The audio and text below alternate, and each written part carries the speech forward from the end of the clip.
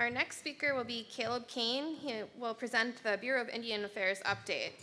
Caleb is the project forester and is a member of the Cherokee Nation and has worked for the BIA in the Rocky Mountain region for the last 20 years in various positions.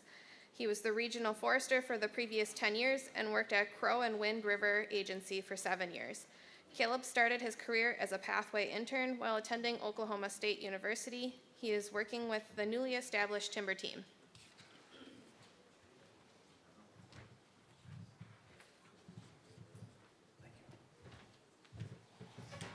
Right, good morning. You see Pete's name on there. He couldn't make it, so you have the JV team presenting the Chiefs report today. So, got 20 minutes, let's rock and roll. All right, quick overview. Central office has gained capacity. So we had our last in-person meeting a couple of years ago. It was Pete Wakeland and John Basquette that was at central office. Now you look at the program, including the timber team, plus myself and 2 other positions, we're up to 9 additional people from where we was at 2 years ago. Great news for the central office side. Didn't happen overnight.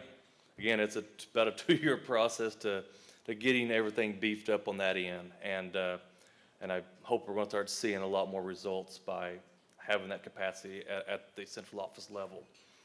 So current efforts we're working on right now, we've been hearing for the last couple speakers, is the bill funding. It's been huge. We're getting information daily, weekly, and when we do know a little bit more, we'll get that information out through the regions on that side. Staffing and workforce, there's issues out there within the BIA side on staffing levels. At our regional forester level, a quarter of our regions do not have a regional forester. And that's has a trickling effect when it comes to, especially with reporting and getting project dollars out. Been working with Trust Services trying to get that message of we need to get these positions filled quickly.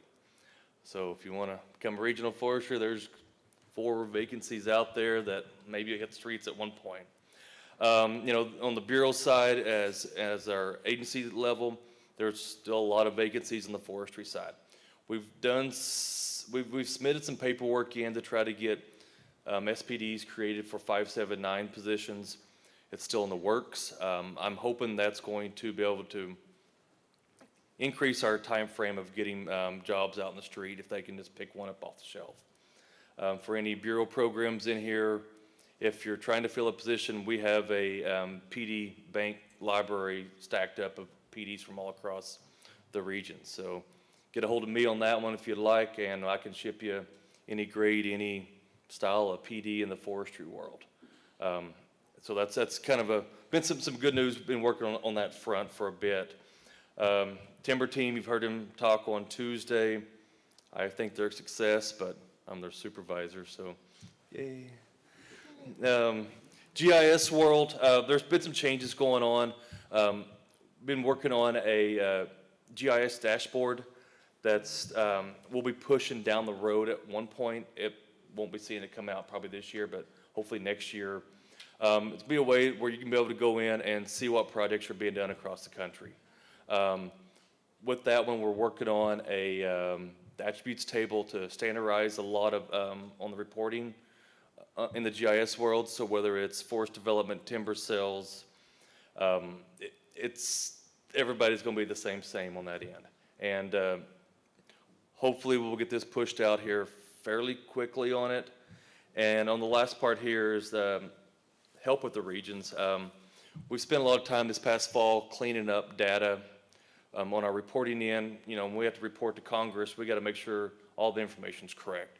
I spent quite a few hours on the phone calls with the regions to get numbers cleaned up, whether there's a decimal place off, whether they don't even know where the numbers come from at times. I mean, with our reporting system, and it's been a work in progress, and Stacy Holmes has been rocking and rolling on that end.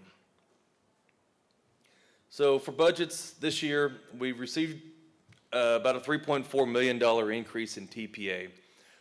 Great news. That's good to hear. The only downfall with that is it's not base funding.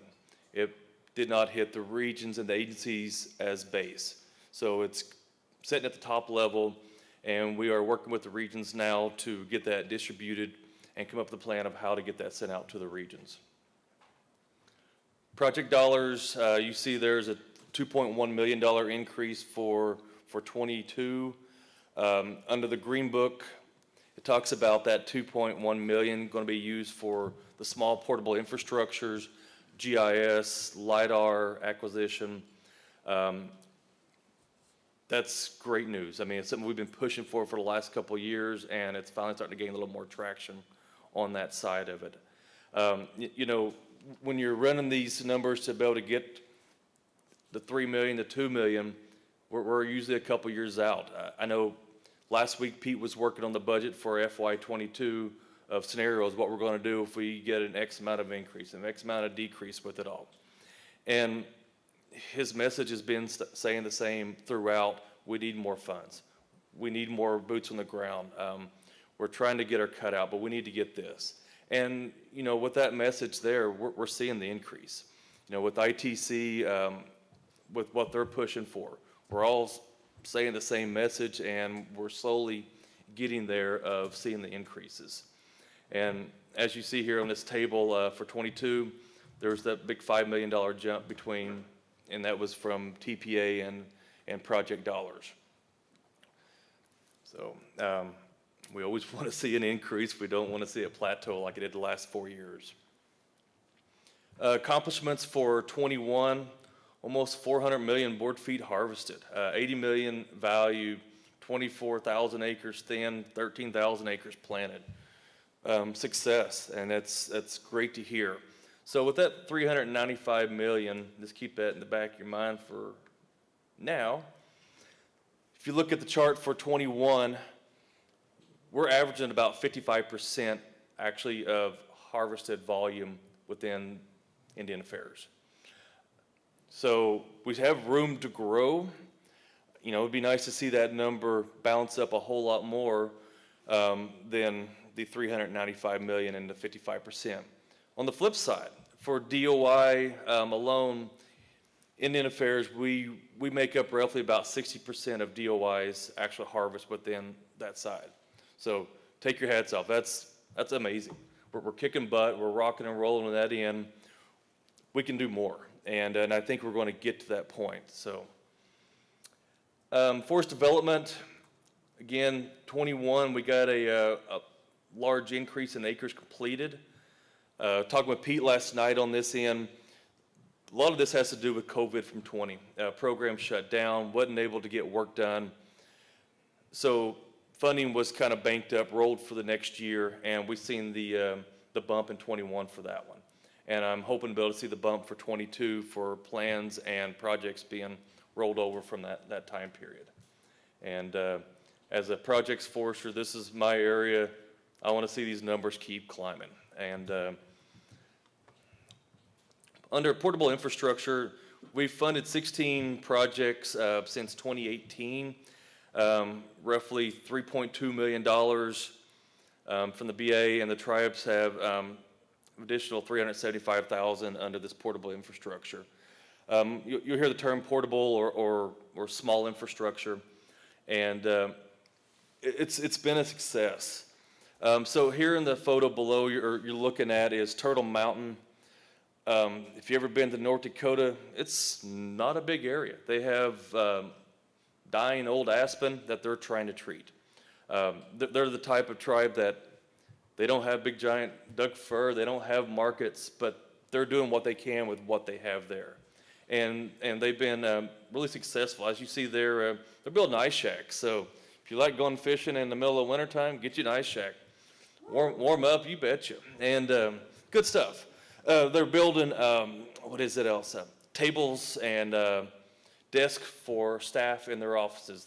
They've been completing picnic tables for the communities to put out in their areas. They're building warming shacks for snowmobilers and skiers for the wintertime. Small things, but it's being successful. They're putting people to work. They're utilizing what would, over the years, have been kind of a waste product with it. So it's a thinking outside the box mentality, and it's working there. And we've have a few other programs that are going the same way. I mean, we have a firewood program at a tribe there that's sort of like what we seen yesterday. I mean, they're processing firewood, getting it sent out to the communities. It's a success. So think outside the box. There will be project proposals coming out here pretty soon. That'll flow through your regions on down. Work with your regional forester on submitting a project proposal for some of these. Timber team, like I said, you guys heard them speak on Tuesday about this one. A couple of big things for 21, 22 since we've started. And they've been on the road for 33 weeks. They've served 21 different tribes during this process. They are doing their job. They are out in the field getting work done. And to me, I think that's a success all the way around for what they're getting done. We have 3 positions that, as of last week, was being advertised. We got 0 applicants, and we're planning on getting that re-advertised as delegated examining units so we can try to reach a broader audience on that end. If you want to come help, come do it. And philip.frandino@bia.gov. He was the guy who was dressed all pretty here on Tuesday. He promises he will not show up in a suit and tie when it comes time to do field work. So, Branch of Forest Resources and Planning out of Lakewood, Colorado. Again, Dawn Patterson has 5 vacant positions. She's received a cert here this week, and they're going to try to start filling positions at their program level. A couple of highlights on this one. They are working on a tablet-based for when you're out actually doing the measurements, which is, I think, kind of neat.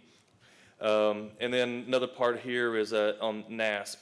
So if you have folks who want to get through NASP, work with Dawn and her program staff there on that side. So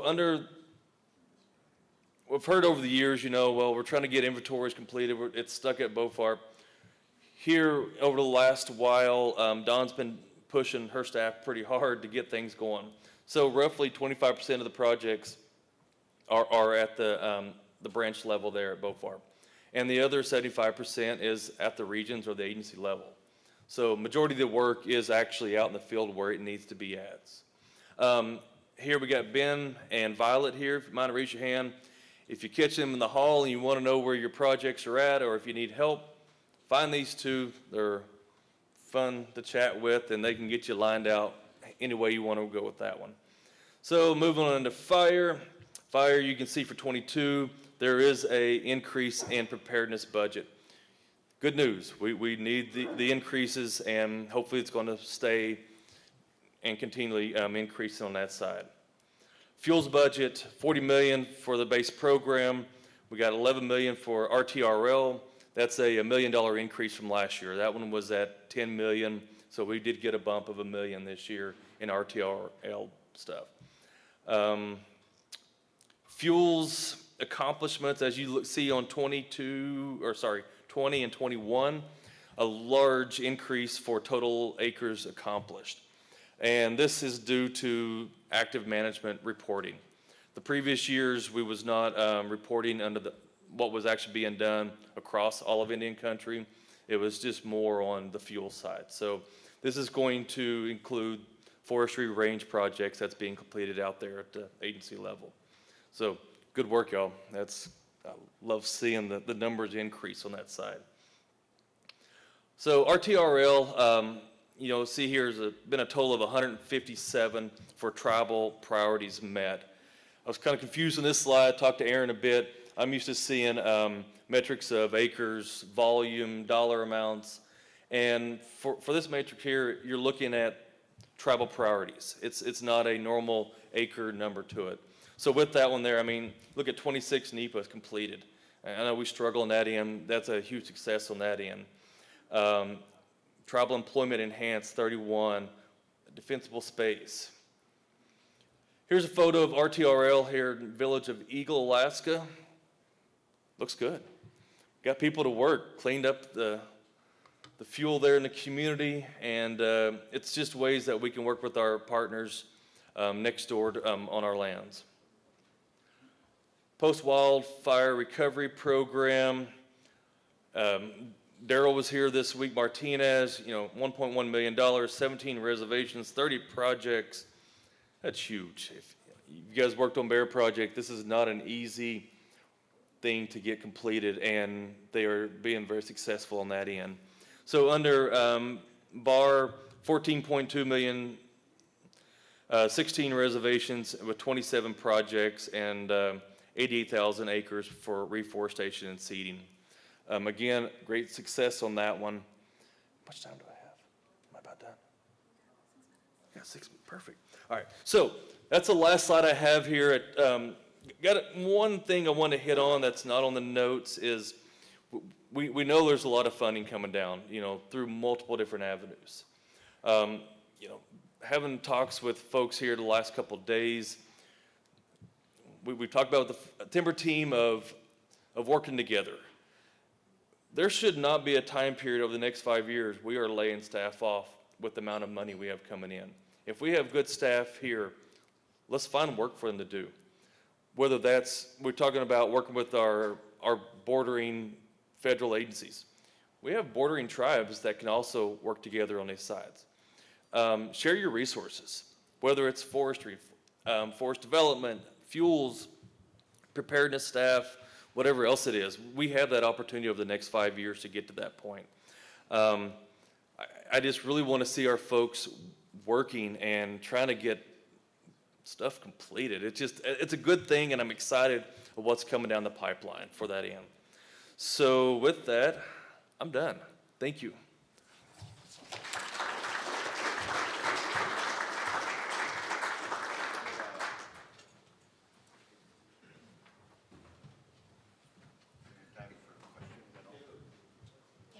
Yeah, we have some time for questions if there are any.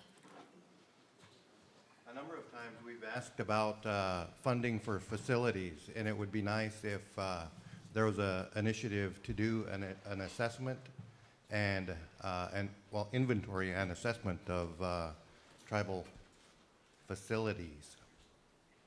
I know that we plan to hire a bunch of people, but we also need facilities to house those people moving forward.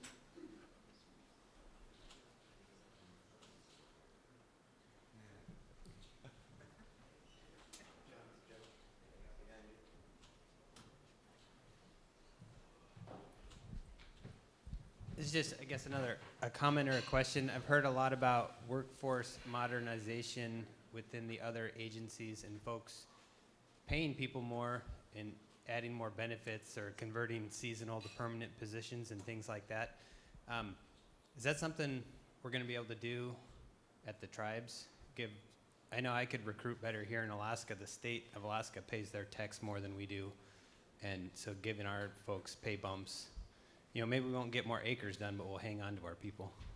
Yeah, on the BIA side on that end is we're with what the GS pay scale is. So depending on where your series and how you rank out, that's the amount of funding we're going to pay. On the tribal side, I don't know of restrictions on that end. I think it's got a lot of contracts will say they'll stick with the GS amounts to that end. So I would look at what your contract states on what you're going to pay and how that's going to work. And for funding on your end, for facilities, that doesn't flow through us. Flows through a different avenue. We're not allowed to use TPA funds for facility funding. And that's outside my wheelhouse, and I have to punt to somebody else who knows about facilities. Caleb, just a quick comment. It's been a while now that COVID's opening up, it's been a while since we've had a national forestry fire meeting. I've been to those in the past. Really helpful. A little different context than here. Draws a lot of different people, especially younger folks that are kind of coming up through the ranks. I just appreciate if you take that message back to Pete and at your region and other national levels and kind of think about hosting again that opportunity for folks. I appreciate it, and it's been on the docket to try to get these going back again.